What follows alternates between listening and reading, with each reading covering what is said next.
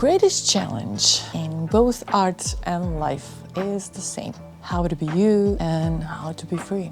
But an artist may recognize this challenge sooner because they've dedicated their lives to creating magic, and the pain of being sidetracked is vivid and intense. Somehow, everything goes through a shift. It loses the essential and becomes guided by something else, something other than honoring the magic.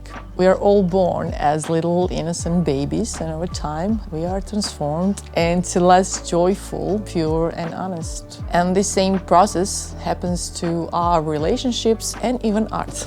We will explore why this warping shift happens, the source of creating magic, how art is connected to spirituality and philosophy, what is the essential nature you touch when you are truly creative and you fully enjoy it. Let's first define what an artist and magic mean in this context. So magic. Is magic the right word? It may not be, but let me have it, precisely because it can't truly be conceptualized. Is artist the right word? Let's define an artist as someone who has found and then dedicated their life to expressing and exploring magic that, when allowed to flow, discovers an intelligence beyond comprehension or skill. And if you ever touched it, you can't go on without it. Life feels emptier than it does for those who never touched it. Okay, let's start from the beginning. Why I think philosophy is essential to an artist. Art is directly connected to both spirituality and philosophy. They're essentially the same, separated only by aesthetics of our identity, which may or may not officially allow them in. For me, true spirituality is the same as philosophy. It asks who we are, what our true nature is, and then dedicates life to honoring that nature and polishing our characters and lives through it. Artists have somehow found the stream of their true nature without consciously entering spirituality or philosophy. But when they lose the connection, they don't always understand how it happened or why. So they can't prevent it the next time they drink from the well and start losing the magic again in a burnout or a creative block. Those cycles get so draining over time. The advantage a pure philosopher has over the artist is that the artist is devoted to the art, not realizing they're actually practicing residing in their true nature when they create. It all becomes about the art itself. A beautiful trap, but a trap. We have all heard it's all about the process, and we vaguely understand that focusing on the outcome ruins everything. But whether the pressure to perform comes from outside or inside, we won't be able to change it unless we first understand what's really happening and then commit to mastering the mind even more than mastering the art. Because the point is to recognize the trap early before it sucks us in completely. Remember that art was a byproduct of your connectedness to your essential nature. If a piece of art becomes the purpose, it can be created from any source. And then what we produce is not different than what AI can create.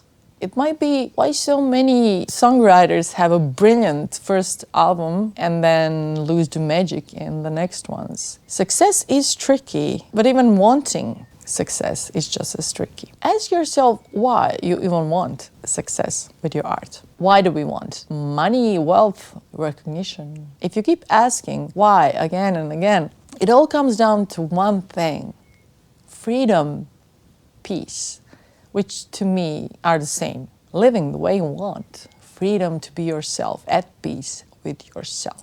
We were taught to assign meaning only to external things. So in this case of art, we see the expression, our art, our music or knowledge, as the treasure, disregarding the source, which is the real treasure. For decades, I believed music was my only remedy and the real treasure, because only when I was composing did I feel fully like myself. To say the magic is about creation itself would be like saying a painting is brilliant because of the linen canvas it was painted on, or a song is beautiful because of the guitar it was played on. If we are not keepers of the essence, of the magic that is only possible when we feel free, we don't live a life of art, even if the world considers us as professional artists. And all we ever wanted was to live a life of art. So let's talk about freedom now. If we believe that external freedom requires wealth, recognition, and success, and they come at the cost of internal freedom, which as an artist you openly refuse to sacrifice, but then gradually and unknowingly you start embellishing your creative identity, taming wild spirit of your creative horse, feeling proud about discipline. And if you succeeded, get money or fame, and you feel trapped, not fully like yourself, what do you think has happened? Ralph Waldo Emerson said, the more a man seeks applause, the more he weakens his true voice. But let's talk about the opposite thing too. Your wild spirit drifts all over, presenting any structure as a rigid obstacle to freedom and never practices in full focused dedication, basically enslaved by the impulse that was mistakenly called freedom. That's not freedom either. But who is taking freedom from us? And how could we even tackle this without understanding the difference between our true nature, which drives all creation and which is free, and our world self that became our cage, even when we technically kept doing the same thing that once was all about the magic. But it's no longer about the magic, and you know it because you no longer enjoy it. If I told you we can't have a goal if we want to be free, how would you react? But remember, we are talking about nuances that are worlds apart. So having a direction is a wonderful thing, but not a goal. A goal is a station to arrive at. What do you do before you arrive? What do you do after? Were you just waiting until you got there? What's next? And maybe most importantly, which elements of the goal are in no way under your control? Because direction is under your control, your dedication. Knowing where or when you need to arrive erases the magic. Khalil Gibran said, the moment you make fame or fortune your aim, you have already lost the thing that made you great. This is an obvious trap. So let's talk about the less obvious part of this. Who decided on your goal? We are exposed to so many influences. Why do you want something you want? Which part of you wants it? And how can you know that if you don't know who you are? You have felt many forces within you. Which one did you listen to when you created that goal? For example, you can create entirely and honestly from your essential self, and the moment you leave your studio, you become someone else without even noticing the shift. Have you ever met your favorite artist and been disappointed when you couldn't see the depth in them that you could see in their art? It's confusing. How can someone so superficial create something so beautiful? It's because many forces within also drive him, and obviously he was using the essential self only for art, not for life or for conversation with you. Those parts of us require a lot of observation to be recognized with each shift. That superficial self can also come to your studio, and it will want to create something it assumes the world wants or needs. Even if the assumption is correct, you are an artist, and your job is not in the attempt to satisfy the world, but to protect the essence of your creative joy.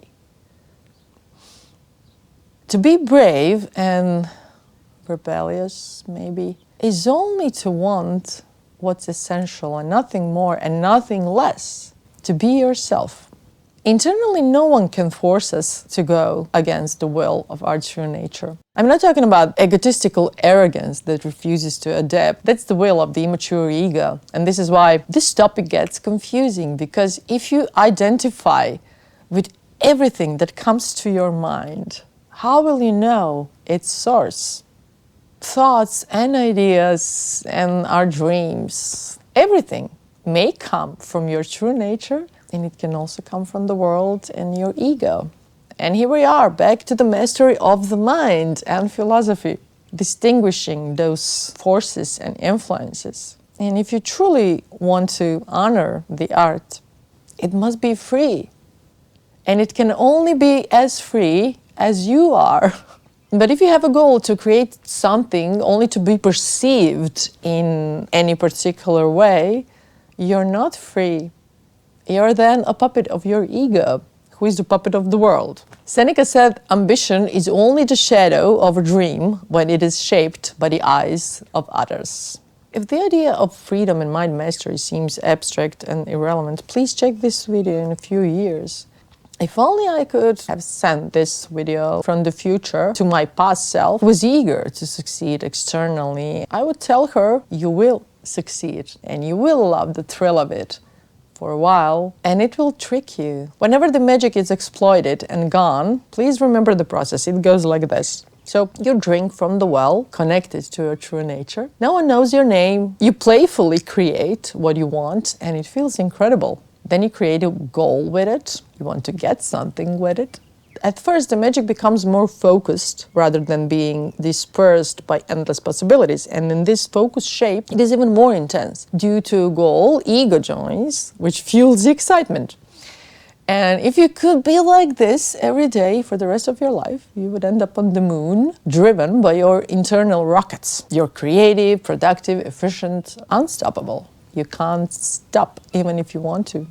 Even if you need to rest, you can't stop. You're tired, but there's still some fuel left, so you push on, especially if the results are coming, forgetting to even check up with yourself. Are you even enjoying this? Are you free?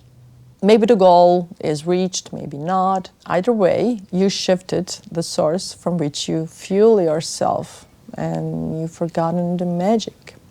Drained, overwhelmed, and burned out. Enjoyment is not a goal, but enjoyment is a symptom of being fueled by magic. We need to keep warrior-like rebelliousness, determined to protect the joy, the magic, the pure, creative source. But let's come back to mastering the mind. Let's be honest, no one can openly, externally steal your magic. They may or will try, but why do they succeed in it? It's because the war is internal. If you want anything beyond your control, you become a slave to it. And if you are a slave, you can't be an artist. And since you are an artist in your core, that internal conflict brings a lot of pain. That part of us that calculates our alignment with the world starts to influence and restrict our creative decisions because it wants a reward more than it wants freedom. And that contradicts the part of you that wants to be free, to be you, to be peaceful. So who is the one who accepts being less authentic for a reward? And who is the one who can be so free and creative that not even a thought of getting anything other than this enjoyment appears? As the artist, you have the beautiful privilege of already knowing the truest, purest part of you. But when you stop seeing it as only one side of you, something shifts. Because that part that shines when you create playfully is who you are, regardless of the art. But until you know that, conditioned part of you will keep tricking you back into oblivion and slavery. Epictetus said, wherever someone is against their will, one is in jail. Is freedom the most important thing to you? I mean, it must be if you watch this long. Please give me some sign. Maybe you can write freedom in the comments. If freedom is not the most important thing at this moment, what has become more important? What was the trick played on us? So was it security, money, wealth, fame, recognition, love, art, helping others? In the name of what are you at times denying your will? I will admit my trap is my creativity and contribution.